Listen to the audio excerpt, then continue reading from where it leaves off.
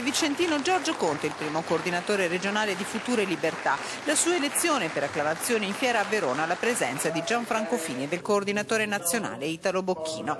In prima fila ad assistere ai lavori il trevigiano Fabio Gava, il padovano Antonio De Poli, coordinatore regionale dell'UDC, e a sorpresa, dopo i fischi al congresso del PDL di Padova, l'ex governatore del Veneto, ex berlusconiano doc Giancarlo Galan. Quindi identificarsi in un qualcosa e non parlare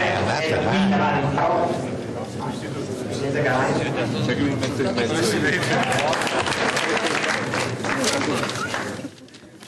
Intervenendo dal palco, Galan lancia un appello: uniamoci. Non avendo nessuna carica istituzionale, neanche quella di consigliere comunale di Cinto Euganeo, sono libero di dire quello che voglio. E come sempre sfrutto questa libertà. A una nuova stagione politica ha invitato nel suo discorso conclusivo tutti i presenti. In Veneto Future Libertà esprime circa un 4% il presidente della Camera Fini, che in vista delle amministrative di maggio ha dato precise indicazioni. Sono le realtà provinciali che fanno le scelte.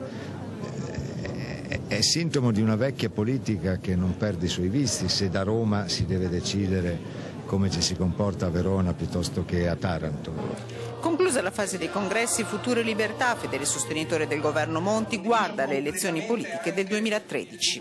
Si chiude il sipario del congresso regionale, si apre un altro sipario, quello di Pietrasanta, dove sabato e domenica prossima gli organi dirigenziali del partito a livello nazionale si ritroveranno per parlare di un progetto futuro per l'Italia.